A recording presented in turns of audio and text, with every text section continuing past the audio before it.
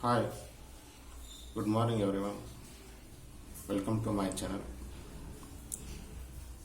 Yesterday I started 8th standard second lesson C.V. Ramanna.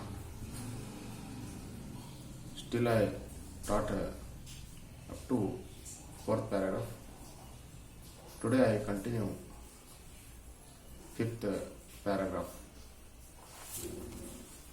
I will read the 5th paragraph. In 1911, Ramanna was appointed Special Accountant General for Postas and Telegraphs in Calcutta. So, next 1911, Ramanna appointed as the Accountant General in a Post and Telegraph Department in Calcutta. But when he offered the professor at Calcutta University, he jumped at the and accepted the post gladly. When the university offered the C.V. Ramanna to the post of physics professor, so C.V. Ramanna was very happily and joined that post. So when he working in a Calcutta University, so he became a director of Indian Institute of Science in Bangalore. Next, he started Ramanna Research Institute in 1948. So next, Ramanna resigned his post of Indian Institute of Science and became the director of Research Institute. So Ramanna resigned the post of Indian Institute of Science because he want to research something. So he became a director of Research Institute. So he conducted so many researches until his death. ಸಾಯುವವರೆಗೂ Raman ಅವರು ಈ ಒಂದು research ಸೆಂಟ್ರಲ್ಲಿ ಸಾಕಷ್ಟು ಸಂಶೋಧನೆಗಳನ್ನು ಮಾಡಿದರು. Next 6th paragraph. Raman was a great scientist. ಹೀಗೆ research ತಮ್ಮ ಜೀವನ ಪರ್ಯಂತ ಅವರು ರಿಸರ್ಚ್ ಮಾಡ್ತಾ ಹೋದರು. ಹೀಗಾಗಿ ರಾಮನ್ ಅವರು ಗ್ರೇಟ್ ಸೈಂಟಿಸ್ಟ್ ಆಗ್ತಾರೆ. Throughout his life he was intensely attached to science. Raman ಅವರ ಜೀವನ ಪೂರ್ತಿ ಸೈನ್ಸ್ಗೆ ಬಹಳಷ್ಟು ಒಂದು ಹಚ್ಕೊಂಡಿದ್ರು, ಅಟ್ಯಾಚ್ ಆಗಿದ್ರು ಅಂತ ಹೇಳ್ತಾರೆ. For the sake of science. ಯಾಕಪ್ಪ ಅಂತಂದ್ರೆ ಒಂದು ವಿಜ್ಞಾನದ ಒಂದು ಹಂಬಲ, ವಿಜ್ಞಾನದ ಮೇಲಿರುವ ಒಂದು ಪ್ರೀತಿ, ಆಸಕ್ತಿ. He gave up the highly paid post of the Special Accountant General. ನೋಡ್ರಿ, ಅವರಿಗೆ ದೊಡ್ಡ ಹುದ್ದೆ ಇತ್ತು. ಅಕೌಂಟೆಂಟ್ ಜನರಲ್ ಅನ್ನೋದು ಒಂದು ದೊಡ್ಡದಾದ ಹುದ್ದೆ. ಅಂತ ಒಂದು ಹುದ್ದೆಯನ್ನೇ ತ್ಯಜಿಸಿ accepted professorship at Calcutta university. ಅಂತ ಒಂದು ದೊಡ್ಡ ಹುದ್ದೆಯನ್ನೇ ತ್ಯಜಿಸಿ ಅವರು ಒಬ್ಬ ಪ್ರೊಫೆಸರ್, ಒಂದು ಯೂನಿವರ್ಸಿಟಿ ಪ್ರೊಫೆಸರ್ ಆಗಿದ್ದರು. He would forget all about food and rest while he was at work. ಯಾಕಂದರೆ ಸೈಂಟಿಸ್ಟ್ ಆದವರು ಎಲ್ಲರೂ ಅದೇ ರೀತಿ ಇರ್ತಾರೆ. ಅವರಿಗೆ ಆಹಾರದ ಬಗ್ಗೆ, ಬಟ್ಟೆ ಬಗ್ಗೆ, ತಮ್ಮ ಬಗ್ಗೆ ಏನೂ ಚಿಂತೆ ಮಾಡೋದಿಲ್ಲ. ಸೈಂಟಿಸ್ಟ್ ಅವರು ಹೊಸದನ್ನು ಸಂಶೋಧನೆ ಮಾಡೋದ್ರಲ್ಲಿ ಹೆಚ್ಚು ತಲ್ಲೀನರಾಗಿರ್ತಾರೆ. And his wife had often to tell him the his breakfast or coffee was getting cold.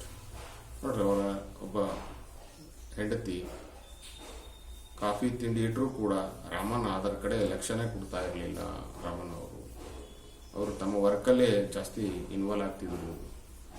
ಅದೆಲ್ಲ ಕಾಫಿ, ಬ್ರೇಕ್ಫಾಸ್ಟ್ ಎಲ್ಲ ಆರಿ ಹೋದರೂ ಕೂಡ ಅದನ್ನು ನೋಡ್ತಾ ಇರಲಿಲ್ಲ. Like all great scientists, Raman had a lot of curiosity. ಎಲ್ಲ ಸೈಂಟಿಸ್ಟ್ಗಳಿಗೆ ರಾಮನ್ಗೆ ಬಹಳಷ್ಟು ಸೈನ್ಸಲ್ಲಿ ಕ್ಯೂರಿಯಾಸಿಟಿ, ಆಸಕ್ತಿಯನ್ನು ಹೊಂದಿದ್ರು. Earlier in his life, while on a OS to Europe, ನೋಡಿ, ಹೀಗೆ ಒಂದು ಅವ್ರಿಗೆ ಎಷ್ಟು ಆಸಕ್ತಿ ಅಂತಂದರೆ ಅವರು ಯುರೋಪಿಗೆ ಪ್ರಯಾಣ, OS ಅಂದರೆ ಒಂದು ಪ್ರಯಾಣ, ಸಮುದ್ರದಲ್ಲಿ ಪ್ರಯಾಣ ಮಾಡ್ತಿದ್ರು ಯುರೋಪಿಗೆ. ಈ saw the wonderful blue of the Mediterranean C. ಅವರು ಹೇಗೆ ಪ್ರಯಾಣ ಮಾಡುವಾಗ ಈ ಒಂದು ಮೆಡಿಟರೇನಿಯನ್ ಸಿ ಅಂತ ಬರುತ್ತೆ, ಮೆಡಿಟರೇನಿಯನ್ ಸಮುದ್ರ, ಆದಲ್ಲಿ ಅವರು ಒಂದು ವಂಡರ್ಫುಲ್ ಸೀನನ್ನು ನೋಡ್ತಾರೆ. That is wonderful scene of blue sea. ಈ ಮೆಟಟೆನ್ಸಿ ಹೇಗಿದೆಯಪ್ಪ ಅಂತಂದ್ರೆ ನೀಲಿ ಆಕಾರವನ್ನು ಹೊಂದಿದೆ ಅಂತ ಒಂದು ಸುಂದರವಾದ ಇದನ್ನು ನೋಡಿ ಬ್ಲೂ ಸಿ ನೀಲಿ ಸಮುದ್ರವನ್ನು ನೋಡಿ this led to his work of the laws of the light scattering. ನೋಡ್ರಿ ಆ ಒಂದು ಸೀನು, ಆ ಒಂದು ದೃಶ್ಯ ಸಿ ವಿ ರಾಮನ್ ಅವರಿಗೆ ಆ ಒಂದು ಸಂಶೋಧನೆ ಮಾಡಲು ಒಂದು ಪ್ರೇರಣೆ ಆಗ್ತೈತಿ ಅಂತ ಹೇಳ್ಬೋದು. ಸ್ಕೆಟರಿಂಗ್ ಆಫ್ ಲೈಟ್ ಅಂತ ಹೇಳ್ತೀವಿ, ಬೆಳಕಿನ ಚೆದರುವಿಕೆಯನ್ನು ಆ ಒಂದು ಸೀನನ್ನು ನೋಡಿ ಅವರು ಸಿ ವಿ ರಾಮನ್ ಅವರು ಸ್ಟಡಿ ಮಾಡಿದರು ಅಂತ ಹೇಳ್ತೀವಿ. ಅದಾದಮೇಲೆ ಸಿದ್ಧಾಂತ ಅಂತ ಏನು ಹೇಳ್ತೀವಿ ಅದನ್ನು ಲಾಸ್ ಆಫ್ ರೈಟ್, ಅದಾದಮೇಲೆ ಸಿದ್ಧಾಂತವನ್ನು ಮಂಡಿಸ್ತಾರೆ. Light scattering in liquids and it ended in his discovery of the Raman effect. ಅದನ್ನೇ ನಾವು ಇವತ್ತು ಏನಂತ ಕರಿತೀವಿ, it is called Raman effect, Raman ಪರಿಣಾಮ ಅಂತ ಕರಿತೀವಿ. He was awarded the Nobel prize for this in 1930. ಈ ಒಂದು ಸಂಶೋಧನೆಯಾಗಿ ರಾಮನ್ ಅವರಿಗೆ 1930ಯಲ್ಲಿ ಭಾರತದ ಮೊದಲ ಒಬ್ಬ scientist, India's first Nobel awarded scientist ಅಂತ ಏನು ಹೇಳ್ತೀವಿ, that is C V Raman 1930. Next 7th paragraph. Raman was a kind man. ಅಷ್ಟೇ ಅಲ್ಲ, ರಾಮನ್ ಅವರ ಒಂದು ಗುಣ ಸ್ವಭಾವವನ್ನು ಸ್ಟಡಿ ಮಾಡಿದಾಗ ಬಹಳಷ್ಟು ಕರುಣೆ ಉಳ್ಳ ಒಬ್ಬ ವ್ಯಕ್ತಿಯಾಗಿದ್ದರು. He helped people when they were in difficulty. Raman ಅವರು ಸಾಕಷ್ಟು ತೊಂದರೆಗೆ ಒಳಗಾದ ಜನರನ್ನು ಬಹಳಷ್ಟು ಹೆಲ್ಪ್ ಮಾಡಿದ್ದಾರೆ. When he was working as the deputy accountant general. ಹೇಗಪ್ಪ ಅಂತಂದ್ರೆ ಅವರೊಂದು ಎಕ್ಸಾಂಪಲನ್ನು ಹೇಳ್ತಾರೆ, ಇಲ್ಲಸ್ಟ್ರೇಷನ್ ಅಂತ ಹೇಳ್ತೀವಿ. ಡೆಪ್ಟಿ ಅಕೌಂಟೆಂಟ್ ಜನರಲ್ ಆಗಿದ್ದಾಗ a village went to him with some badly burnt 100 rupee notes. A villager went ಅಂದರೆ ಒಬ್ಬ ಹಳ್ಳಿ ಮನುಷ್ಯ, ಅವರು ಅಕೌಂಟೆಂಟ್ ಜನರಲ್ ಆಗಿ ವರ್ಕ್ ಮಾಡುವಾಗ ಒಬ್ಬ ಹಳ್ಳಿಗಾಡಿನ ಮನುಷ್ಯ ಬಂದಿದ್ದ.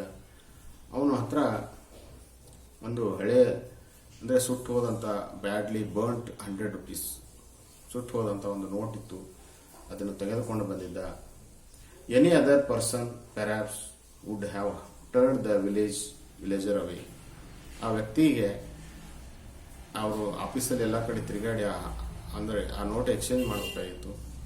ಆ ಆಫೀಸ್ನಲ್ಲಿ ಯಾರೂ ಆ ಒಬ್ಬ ಹಳ್ಳಿಗಾಡು ಮನುಷ್ಯನಿಗೆ ಯಾರೂ ಸಹಾಯ ಮಾಡಲಿಲ್ಲ, villagers away. But Ramanna took pity on the villager. ನೋಡಿ, ರಾಮಣ್ಣ ಅವ್ರ ಕೆಲಸ ಅಲ್ಲ, ಆದರೂ ಅವನ ಒಂದು ದೃಶ್ಯವನ್ನು ನೋಡಿ ಬಹಳಷ್ಟು ಅವರಿಗೆ ಕರುಣೆಯನ್ನು ಉಂಟಾಯಿತು. Exam the notes himself and allowed the villagers to exchange the burnt notes for new ones. ಹೀಗೆ ಸ್ವತಃ ರಾಮಣ್ಣ ಅವರೇ ಅದನ್ನು ನೋಡಿ ಎಕ್ಸಾಮ್ ಮಾಡಿ ಅದನ್ನು ಹೊಸ ನೋಟನ್ನು ಅವರಿಗೆ ಮನುಷ್ಯನಿಗೆ ಕೊಟ್ಟರು. ಇದೇನು ತೋರಿಸುತ್ತೆಪ್ಪ ಅಂತಂದರೆ ರಾಮಣ್ಣ ಅವರಿಗೂ ಕೂಡ ಒಬ್ಬ ಬಡ ವ್ಯಕ್ತಿಗಳನ್ನು ನೋಡಿದಾಗ ಅವರಿಗೂ ಕೂಡ ಸಹಾಯ ಮಾಡಬೇಕು ಅನ್ನೋ ಒಂದು ಆಸೆ ಅವರಲ್ಲಿ ಇತ್ತು. At the Raman research institute ಇನ್ನೊಂದು ಘಟನೆಯನ್ನು ಹೇಳ್ತಾರೆ. ಇನ್ನು ರಾಮಣ್ಣ ರಿಸರ್ಚ್ ಇನ್ಸ್ಟಿಟ್ಯೂಟಲ್ಲಿ ಆ candidate was not given admission as he did not do well in his tests. ಅಲ್ಲಿ ರಾಮಣ್ಣ ರಿಸರ್ಚ್ ಇನ್ಸ್ಟಿಟ್ಯೂಟಲ್ಲಿ ವ್ಯಕ್ತಿಗಳಂತ ತಗೋಬೇಕಾಗ್ತಿತ್ತು, ಪೋಸ್ಟ್ಗಳನ್ನು ತಗೋಬೇಕಾದಾಗ ಅಲ್ಲಿ ಟೆಸ್ಟ್ ನಡೆಸ್ತಿದ್ರು. ಆ ಟೆಸ್ಟಲ್ಲಿ ಸ್ಕೋರ್ ಮಾಡಿದವರಿಗೆ ಅಲ್ಲಿ ಸೆಲೆಕ್ಟನ್ನು ಮಾಡ್ತಿದ್ರು. ಆದರೆ ಒಬ್ಬ ವ್ಯಕ್ತಿಗೆ ಸ್ಕೋರ್ ಮಾಡೋಕ್ಕಾಗಲಿಲ್ಲ, ಅಲ್ಲಿ ಟೆಸ್ಟಲ್ಲಿ ಫೇಲ್ ಆಗ. When is travelling allowance was paid. ಅಂದರೆ ಟಿ ಎನ ಕೊಡ್ತಿರ್ತಾರೆ, ಎಲ್ಲೇ ಜಾಬ್ ಹೋದಾಗ ಟಿ ಎನ ಕೊಡ್ತಿರ್ತಾರೆ. ಆದರೂ ಕೂಡ ಆ ಟೆಸ್ಟಲ್ಲಿ ಫೇಲ್ ಆದರೂ ಕೂಡ ಅವನಿಗೆ ಟಿ ಎನ ಕೊಟ್ಟರು. The candidate found that he had received more. ಆದರೆ ಆ ಕ್ಯಾಂಡಿಡೇಟ್ಗೆ ಹಣ ಜಾಸ್ತಿ ಆಯಿತು ಅಂತ ಅನಿಸ್ತು. He return to the office to pay back the excess amount. Excess amount ಅಂದರೆ ಹೆಚ್ಚಿನ ಅಮೌಂಟ್ ಅವನಿಗೆ ಸಿಕ್ಕಿತ್ತು. ಹೀಗಾಗಿ ಅವನು ಆಫೀಸ್ಗೆ ಹೋಗಿ ಆ ಹಣವನ್ನು ಹಿಂತಿರುಗಿಸಿದ.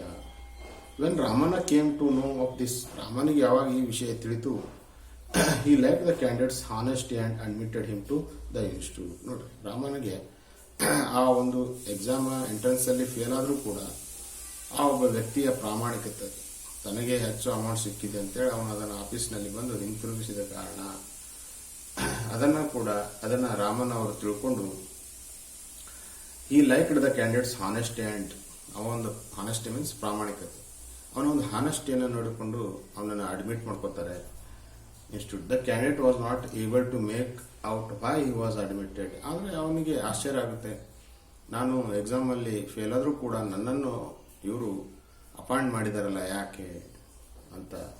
When he had not done well in his tests, ಅವನ ಒಂದು ಟೆಸ್ಟಲ್ಲಿ ಅವನು ಫೇಲ್ ಆಗಿರ್ತಾನೆ. It seems Raman told the candidate, ಆದರೆ ರಾಮಣ್ಣ ಅವನನ್ನು ಕರೆದು ಒಂದು ಮಾತು ಹೇಳ್ತಾರೆ, I have admitted you to the institute because of your character. Yes, Raman ಅವ್ರು ಏನು ಹೇಳ್ತಾರಪ್ಪ ಅಂತಂದ್ರೆ, I admitted for your good character, not you how much you scored in your tests. ನಾನು ನಿನ್ನ ಸ್ಕೋರ್ ನೋಡಿ ಟೆಸ್ಟ್ ನೋಡಿ ಇದನ್ನು ಮಾಡಿಲ್ಲ, ನಿನ್ನ ಒಂದು ಹಾನೆಸ್ಟಿಯನ್ನು ನೋಡಿ ನಾನು ಇಲ್ಲಿ ನೇಮಕ ಮಾಡಿದ್ದೀನಿ. Are you not very good at physics, but I can teach you.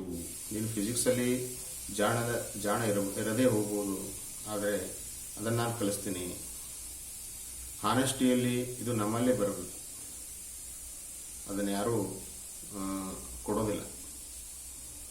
ಕಲಿಸ್ಬೋದು, but honesty ಪ್ರಾಮಾಣಿಕತೆ ಅನ್ನೋದು ನಮ್ಮಲ್ಲೇ ಇರುತ್ತೆ, ಅದನ್ನು ವ್ಯಕ್ತಪಡಿಸಬೇಕಾಗುತ್ತೆ. ಸೊ ರಾಮನ್ ಇಂಥದನ್ನು ಗುರುತಿಸ್ತಿದ್ರು ಒಬ್ಬ ಸೈಂಟಿಸ್ಟ್ ಆದರೂ.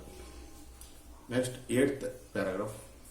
During is life Raman received a number of honours and medals. ಹೌದು, ರಾಮನ್ ಅವರಿಗೆ ಪ್ರಶಸ್ತಿಗಳು ನೋಡ್ರಿ, ಒಬ್ಬ ಫೇಮಸ್ ವ್ಯಕ್ತಿ ಆದಂದರೆ ಅವನಿಗೆ ಅವಾರ್ಡ್ಗಳು ಅವನ ಬೆನ್ನ ಹಿಂದೆನೇ ಬರ್ತಾವಂತೆ.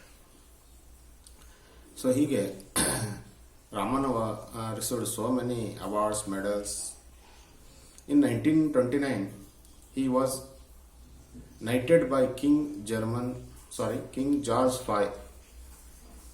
V and become Sir C.V. Ramanna. So ನೋಡ್ರಿ, ಅವಾಗ ಸರ್ ಅಂತ ಹೇಳಿ ಈಗ ನಾವು ಕರಿತೀವಿ, ಬಟ್ ಸರ್ ಅನ್ನೋದು ಒಂದು ಬಿರುದಿತ್ತು, ಒಂದು ಟೈಟಲು. ಹೀಗೆ ಅವಾಗ ರಾಜ ಇನ್ 1929 he was knighted by King George V and become Sir C.V. Ramanna. ಈ ಒಬ್ಬ ಕಿಂಗ್ ಜಾರ್ಜ್ ಫಿಫ್ತ್ ಅನ್ನೋನು C.V. ರಾಮಣ್ಣ ಅವರಿಗೆ ಅವಾಗ ಬ್ರಿಟಿಷರು ಆಡಳಿತ ಮಾಡ್ತಾ ಇರುವಾಗ, ಬ್ರಿಟಿಷರ ಒಬ್ಬ ರಾಜ ಇರ್ಬೋದು ಜಾರ್ಜ್ ಫಿಫ್ತ್ ಅನ್ನೋನು C.V. ರಾಮನ್ ಅವರಿಗೆ ಸರ್ ಅಂತ ಹೇಳಿ ಬಿರುದನ್ನು ಕೊಟ್ಟು, a number of universities honored him with doctorates. ನೋಡಿ, ಸಾಕಷ್ಟು ಯೂನಿವರ್ಸಿಟಿಗಳು ರಾಮನ್ ಅವರಿಗೆ ಡಾಕ್ಟರೇಟ್ಗಳನ್ನು ಕೊಟ್ಟಿದೆ. He was a member of many international scientist organizations. Yes, C.V. Ramanna was a member of so many international scientific organizations. Raman ಅವರು ಅವಾಗ ಸಾಕಷ್ಟು ಅಂತಾರಾಷ್ಟ್ರೀಯ ಮಟ್ಟದಲ್ಲಿರುವಂತಹ ವಿಜ್ಞಾನದ ಸಂಶೋಧನಾ ಕೇಂದ್ರಗಳಿಗೆ ಒಬ್ಬ ಸದಸ್ಯರಾಗಿದ್ದರು ಅಂತ ಹೇಳ್ತಾರೆ. ಇನ್ನು 1954 the government of India awarded the Bharat Ratna. ನಮ್ಮ ಇಂಡಿಯನ್ ಗೌರ್ಮೆಂಟ್ ಕೂಡ C.V. ರಾಮನ್ ಅವರಿಗೆ 1954 ಭಾರತ ರತ್ನ ಅವಾರ್ಡನ್ನು ಕೂಡ ಕೊಟ್ಟಿದೆ, ಅವರ ಒಂದು ಸಾಧನೆಗೆ, ಸೇವೆಗೆ. ಇನ್ನು 1957 the Soviet Union honoured him by awarding the international Lenin prize. ಅಷ್ಟೇ ಅಲ್ಲದೆ ಹೊರದೇಶದಾದಂತಹ Soviet Union means Russia.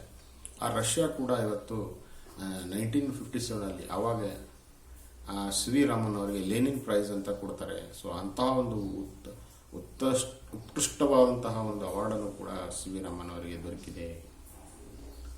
So next, Ramanna died 21st 1907. Raman ಅವರು 1970 ನವೆಂಬರ್ 21 ಅವರು ಮರಣವನ್ನು ಹೊಂದ್ತಾರೆ. ಏಜ್ ಆಫ್ 82, ಅವರಿಗೆ 82 ವಯಸ್ಸಾಗಿತ್ತು. In his death India lost one of the great sons and world a great scientist. ಹೌದು, ರಾಮನ್ ಅವರ ಒಂದು ಸಾಧನೆಯನ್ನು ನೋಡಿದಾಗ, ಅವರ ಒಂದು ಸಂಶೋಧನೆಯನ್ನು ನೋಡಿದಾಗ, ಅವರಲ್ಲಿ ಇರುವ ಆಸಕ್ತಿಯನ್ನು ನೋಡಿದಾಗ, V last one of the greatest Indian scientist. Not only India, the whole world last a great scientist. So I completed a second lesson. So any doubt, you can call my number. Okay, thank you for watching my video.